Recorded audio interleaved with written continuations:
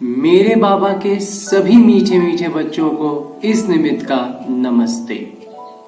आज की मुरली से बाबा ने जो मोतियां लुटाई हैं उसे सभी मीठे मीठे बच्चों ने अपने संस्कार अनुसार, अपने स्वस्थिति और परिस्थिति अनुसार मोतियां तो चुन ली है ना।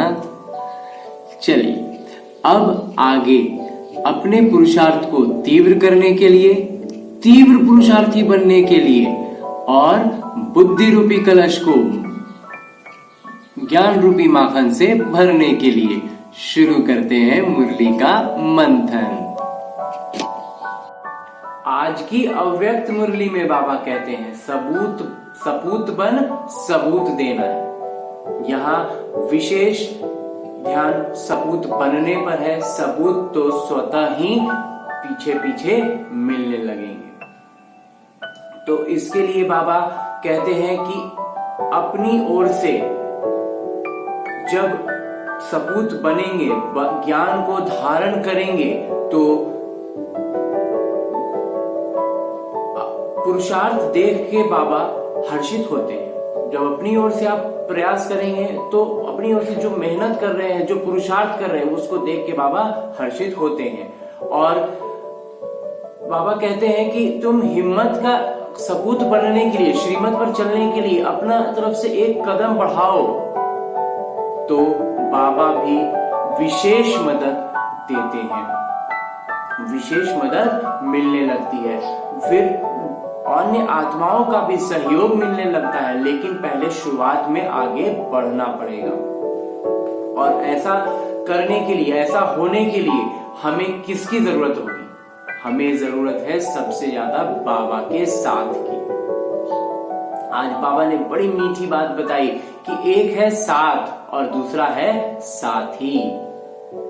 बाबा को जब ज्ञान में नए हैं, जब ज्ञान पक्का नहीं हुआ है, अभी बहुत तीव्र पुरुषार्थी नहीं बन पा रहे हैं, तो इसमें अंतर यहाँ पर है कि आप बाबा को साथ में अनुभव करते हैं या बाबा को साथी मानते हैं। इसको थोड़ा अंदर से सूक्ष्म स्तर पर हम समझते हैं कि साथ का अनुभव कुछ ऐसे है जैसे लौकिक में कोई काम हम करने जाएं, किसी नए जगह पर, किसी अनजान जगह पर जाएं, तो एक आदमी से कोई काम नहीं हो पाएगा। कोई ऐसा काम है जिसमें एक और आदमी चाहिए, दो आदमी मिलकर ही कुछ उठाना हो या कुछ करना हो, तो वैसे में हम क्या करेंगे, किन्हीं को भी बोलेंगे भैया थोड़ा सा मदद कर दीजिए, तो वो आएंगे, वो मदद कर देंगे, वो उठा करके हम लोग फिर कहीं रख देंगे। तो वो हुआ साथी मानकर काम करना। और एक हुआ कोई आपका मित्र हो जिसको बोलना बताने की तो आवश्यकता ही नहीं है। आप जो साथी होते हैं उनको बने, वो आपको देखेंगे, अरे आप कुछ करने जा रहे हैं, तुरंत आपके साथ आ जाएंगे और आपको मदद मिल जाएगी। वैसा अनुभव करते हो तो बाबा ने आज इतना अच्छे से बताया है कि साथी और साथ में क्या अंतर है। बहुत से पुरुषार्थी जो हैं वो बाबा को अभी साथ का अनुभव करते हैं। इस निमित्त ने भी कई बार अभी तक साथ का अनुभव किया है, साथी का अनुभव और सम्मिलित। बाबा कहते हैं साथी का अनुभव। बाबा जब साथी बनेंगे तो कैसे होंगे? सम्मिलित रूप में होंगे।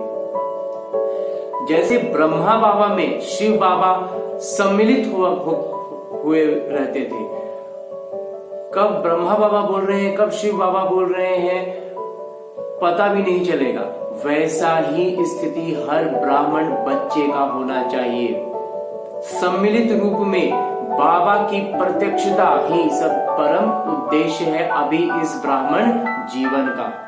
कि जो भी कार्य कर रहे हैं, जो जिस काम में लगे हुए हैं, हर वक्त हर समय निरंतर बाबा सम्मिलित रूप में रहें, बाबा ही प्रत्यक्ष हों। इसके लिए, इसकी पहचान के लिए, इसकी परख के लिए बाबा ने आगे जो युक्ति बताई है वो है भाव और भावना। भावना है अंदर के नियत, जो नियत कहते हैं ना कि उसकी नियत ही बुरी है, उसकी नियत अच्छी है, काम अगर कुछ गलत हो भी गया कुछ गलत रिजल्ट आ भी गया लेकिन उसकी नीयत अच्छी थी तो हमें वो सही लगने लगता है, गलत नहीं लगता। बिल्कुल वही चीज है अंदर से निकलने वाली भावना। तो भावना अच्छी होनी चाहिए सर्व के प्रति, जो बुरा सोच रहे हैं उनके भी प्रति, सबके प्रति अपनापन की भावना।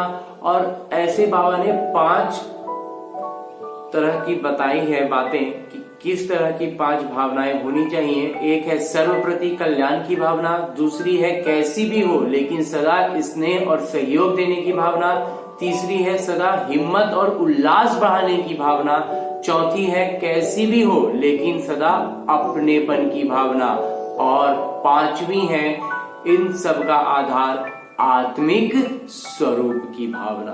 तो इन भावना, ऐसी भावना जब मन में रहेगी, आत्मिक स्थिति में रहेंगे, तब हम सर्व के प्यारे बनेंगे, बाबा के प्यारे बनेंगे, सपूत बच्चे बनेंगे। और अगर ये भावना नहीं है या फिर हम भाव में है, भाव का मतलब है भौतिक, लौकिक, अभी जिस बारे में बाबा बता रहे हैं उस संदर्भ में भाव का मतलब है लौकिक में, मतलब जब सामने वाला कैसा कर रहा है, सामने वाला का व्यवहार कैसा है, उस पर निर्भर हो गए। कई बच्चे कहते हैं कि बाबा मैं क्या करूं, वो मुझसे जलता है, वो मेरे लिए अच्छा नहीं सोचता है, वो मेरे बारे में ऐसा ऐसा कहता है। तो ये तो जो शिकायत करते हैं, ये शिकायत कब करेंगे, जब अपने अंदर उसके प्रति ये वाली भावना, जो आज बाबा ने तीसरे में कहा ना कि कोई दूसरी आत्मा जैसी भी हो उसके प्रति शुभ भावना की भावना, और सबके प्रति अपनापन की भावना। तो ये शिकायत मन में, अपने खुद के मन में नहीं होनी, बाबा को कर रहे हैं कि नहीं कर रहे हैं वो तो अव्यक्त स्थिति में, और शिव बाबा तो अंतर्यामी है, वो सब कुछ समझ जाते हैं। सिर्फ हम जो बच्चे पढ़ाई पढ़ते हैं ना, उसी से बाबा समझ जाते हैं कि इसकी पढ़ाई देख के ही पता चलता है कि इसके मन में कैसी भावना है। तो यही जो भावना है, ये दूसरों के भाव को देख करके, वो कैसा, जो हम साधारण बोलचाल की भाषा में कहते हैं ना, अरे वो भाव नहीं दे रहा है, कहने का मतलब क्या है कि उसका लौकिक प्रतिक्रिया आपके प्रति नहीं आ रही है, तो आदमी कहता है भाव नहीं दे रहा। मतलब लौकिक में, भौतिक में जो प्रत्यक्षता है, जो एक्सप्रेस करते हैं अपने आप को, वो चीज कैसी है उस पर निर्भर नहीं रहना है, इस पर हमें आत्मिक स्थिति में रहना है। जो बाबा ने 5 बातें बताई, भावना कैसी भावना होनी चाहिए, सबके प्रति अपनापन की भावना, कोई बुरी भी हो उसके प्रति भी स्नेह की भावना, अपनेपन की भावना, और सबसे आधार में बाबा ने कहा आत्मिक स्वरूप की भावना। इसके बाद बाबा कहते हैं कि भावना में अगर अच्छा नहीं है, भावना अच्छी नहीं हो अंदर से, तो बाहर से आप उसको कितना भी झांपने की कोशिश करें, आप सोचेंगे कि नहीं, हम सामने से बोलेंगे नहीं, लेकिन मन में उसके प्रति मेरे मन में अच्छे विचार नहीं है, ईर्ष्या का भावना है और भी कोई तरह का विकार है, तो ऐसा रहेगा। तो वो जैसे आत्मा में पवित्रता हो तो वो दूसरे तक, उसको दूसरे की आत्मा की पवित्रता को स्पर्श करती है, उसे भी एहसास होता है, उसे भी अनुभूति मिलती है। जो बाबा ने आज की मुरली में शुरुआत में भी कहा, संपन्नता का भाव अनुभव कराना। जो बच्चे सपूत होंगे ना, वो संपन्नता का, अपनी हर एक बात का अनुभव कराएंगे। जो अज्ञान में है उनको वो दान के द्वारा, और जो ज्ञान में है, जो ब्राह्मण बच्चे हैं, उनको सहयोग द्वारा उस बाबा की प्रत्यक्षता का, बाबा के साथ का अनुभव करेंगे। तो ये हुआ सपूत बच्चों की निशानी, और वो जो अनुभव करेंगे वो हुआ सबूत। तो यहाँ पर जब मन में भावना अच्छी ना हो तो वो सबूत नहीं मिलने लगेंगे, सामने वाला अनुभव नहीं करेगा। तो यहाँ पर अंतर पड़ जाता है। हम लौकिक को देखते हैं, भाव को देखते हैं। मन में अगर भावना अच्छी हो और भाव, सामने वाले का भाव देख रहे हैं कि वो कैसे, द वे ऑफ एक्सप्रेशन, उसका बोलने का लहजा टोंट करके बोल रहा है, गुस्से में बोल रहा रहा है तो ऐसे बोलता है, तो सीधे बोलते हैं ना, सीधे मुंह से बात नहीं कर रहा है। तो वो अगर उसके भाव को देखने लगेंगे तो फिर हम भी भाव पर, क्रिया पर प्रतिक्रिया करने लगेंगे, हमारे भी वही होगा। ये माया, बाबा कहते हैं माया के दरवाजे खुल जाते हैं। उधर से विकार आया और हमने भी विकार को स्वीकार लिया। विकार के आगे विकार को नहीं डालना है, हमें अपनी ओर से भावना, हमारी भावना में प्रत्यक्षता हो बाबा की संपन्नता की। तो जो आत्मा नहीं भी है पूरी भावना में, वो उसका अनुभव करने लगेगी। इसके बाद बाबा कहते हैं कि ये जब भावना में शुद्धता होगी, भावना में सबके प्रति अपनापन और सामने वाला का भाव जैसा भी हो, खुद का मतलब वो जैसे भी बोल रहा हो, जैसे भी कर रहा हो, उसके दिल में जो भी हो, अपनी ओर से जब ये बाबा की प्रत्यक्षता को अनुभव कराएंगे तो सबका सहयोग अपने आप धीरे धीरे मिलता जाएगा। और गलत फहमी और इस तरह की जो बातें आती हैं, जब भाव को देखेंगे तो गलत फहमी भी बढ़ती है। तो हमें उधर ध्यान नहीं देना है, हमें लगातार बाबा को साथी बनाना है। साथ का अनुभव कर रहे हो तो अब बाबा को साथी बनाना है, ताकि बाबा निरंतर सम्मिलित रूप में, कंबाइंड रूप में, मतलब कि मैं हूं और बाबा है, दोनों अनुभव हों। और जब ऐसी श्रेष्ठ भावना होगी तो बाबा कहते हैं कि ये संबंध संपर्क में सर्व के प्यारे बना देगी। और जब संबंध संपर्क में सबके प्यारे होंगे तो माला के मन के बनेंगे, माला के मोती बनेंगे। क्योंकि बाबा कहते हैं अभी अलग अलग मोतियां तैयार हो रहे हैं, मन के तैयार हो रहे हैं, लेकिन संबंध संपर्क में जब समीपता आएगी तब माला बन पाएंगे। क्योंकि माला में तो सब एकदम बिल्कुल सटे हुए होते हैं, तो वो तभी हो पाएगा। और इसके लिए बाबा कहते हैं कि ऐसी ऊंची शुभ भावना रखेंगे तो बाबा के समीप बनेंगे, माला बनेंगे, माला में पिरोए जाएंगे। लेकिन कुछ आत्माएं ऐसी हैं कि हम बोलती हैं कि हमसे इतना नहीं हो पाएगा, हम इतना श्रेष्ठ भावना नहीं रख सकते हैं, हम भावना अच्छा है, हम किसी के लिए बुरा नहीं सोचेंगे, लेकिन हम इतनी श्रेष्ठ भावना नहीं रख पा रहे हैं कि दूसरा हमसे बुरा भी कर रहा हो तो भी हम उसके बारे में अच्छा कर पाए, अच्छा सोच पाए, अच्छा उसको अपनी तरफ से भावना, मेरे ओर से अपनेपन की भावना हो। तो बाबा कहते हैं इससे नुकसान तो नहीं होगा, लेकिन उस श्रेष्ठ स्थिति का, जिस ब्राह्मण जीवन का जो श्रेष्ठ कर्तव्य है, जो मूल कर्तव्य है, उसका अनुभव नहीं कर पाएंगे। कर्तव्य नहीं होगा, कर्तव्य जो श्रेष्ठ स्थिति जो बाबा अनुभव करने के लिए हमें दे रहे हैं, ज्ञान का भंडार खोल के दे रहे हैं, ज्ञान के सागर में हमें गोते लगाने के लिए कह रहे हैं, उसका अनुभव नहीं कर पाएंगे। जो बाबा ने कहा ना कि अव्यक्त वर्ष मनाने के लिए का मतलब है खुद भी ज्ञान के सागर में गोते लगाओ, खुशी और उमंग उत्साह में नाचते रहो और दूसरों को भी नचाते रहो। तो अगर भावना में श्रेष्ठता नहीं आ पा रही है तो बाबा कहते हैं नुकसान तो नहीं होगा, लेकिन उस चीज का अनुभव, उस श्रेष्ठता का अनुभव नहीं कर पाएंगे। तो उस श्रेष्ठता का अनुभव करना है तो सुख देना होगा, तो सुख मिलने लगेगा। इसके बाद दादियों से मुलाकात के दौरान बाबा ने जो बात कही उसमें से दो बातें, एक ये कि जब भी हम ब्राह्मण आत्मा कहीं भी किसी सेवा में हैं तो मन में जहां पर है, जब है, जितनी सेवा कर रहे हैं करनी है, पूरे मन से करनी है, पूरे पुरुषार्थ के अनुसार करनी है।